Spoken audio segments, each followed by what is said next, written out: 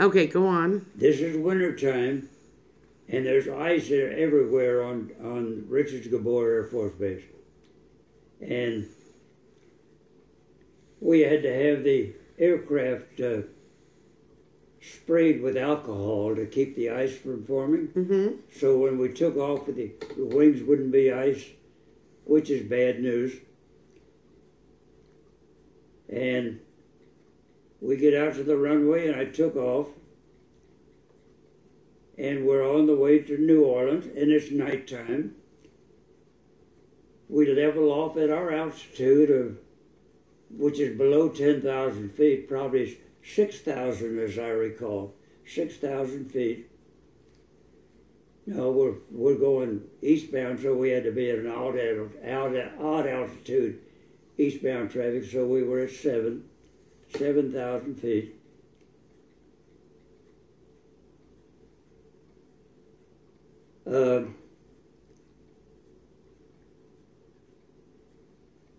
The inboard fuel tanks were getting down to that point where I had to switch to outboard tanks. I switched to the outboard tanks, one at a time, of course, not both at the same time, and flying along on the outboard, and I noticed we were still, the inboard tanks were still going down. We had to change to the outboard tanks at 700 pounds of fuel. We had to change to the outboard tanks. Don't run them totally dry. I switched to the outboard, and I noticed that inboard fuel was still going down. Uh-oh. Meaning, to me, that the fuel selectors didn't switch. The valves were not working. Oh, no. 700 pounds of fuel is less than 30 minutes of gas. And I'm crowding 30 minutes out of Richards Gabor Air Force Base by then. I took off on the inboard tanks, and we're down below. We must not have had full tanks because we had plenty of fuel. We didn't have to refuel fill up the inboard tanks. And we're in a snowstorm. Oh, God. On instruments, at night, in unfamiliar country. It was actually in Neosho, Missouri is where we were over. Oh, my God. Neosho, Missouri. There wasn't any Air Force bases around there. There was civilian Air Force, but I didn't like that. You didn't like that? I didn't like at night going into a strange field with a civilian field that probably didn't have long runways or anything. So we turned around, I called the center, Kansas City Center at that time. I said, we need to reverse course and go back to Richards Gabor. But I couldn't get Kansas City Center on the radio. Oh my gosh. They didn't answer me or didn't want to talk to me or at the time or something. I couldn't get anybody on the radio to tell them I'm turning around. We turned around anyway without permission to turn around yet. I turned around and 180 to go back to Richards Gabor.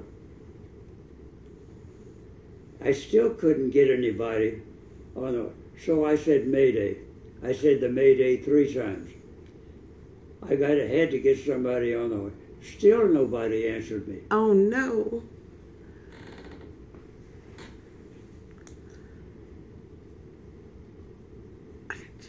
I went to Guard Channel, which is the emergency channel for transmission. Everybody monitors Guard Channel. I hollered Mayday on Guard Channel 3 times, and then everybody in the world wanted to talk to me. Meaning I still couldn't talk to anybody. I said, Oh, no. everybody shut up. I want to talk to Olathe Approach Control, which is at Kansas City. I want to talk to Olathe Approach Control. Everybody else shut up. Olathe came on the radio, and I said, I have reverse course. I'm coming back to Richards Gabor.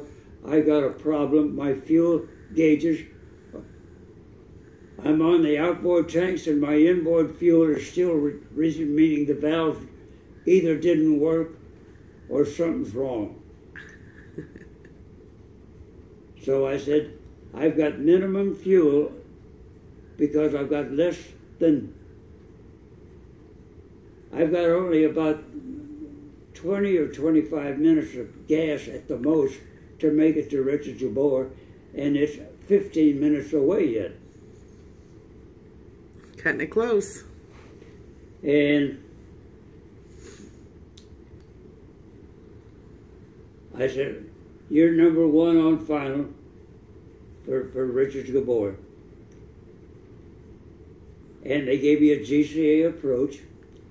And Richards Gabor is not, it had an overcast, but we were down below it and we could see the ground and lights.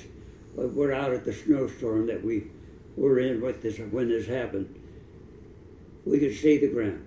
I could see the runway, and I'm lined up with it to land. And we land and taxi in, and we had to spend the night then. And they checked out the fuel valves. My outboards valves worked. The inboard tank valves didn't work, but they were still open. But I was using outboard fuel. Oh.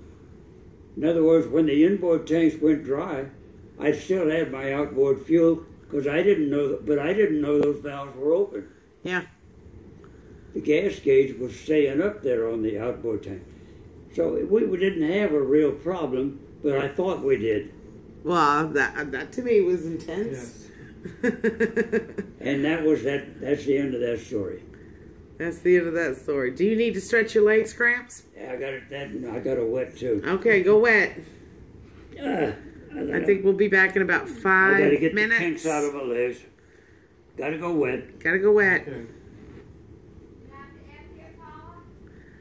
Is there anything that needs to be done with anything? I do need to empty this. I'm going to go ahead and empty You didn't the... hear that.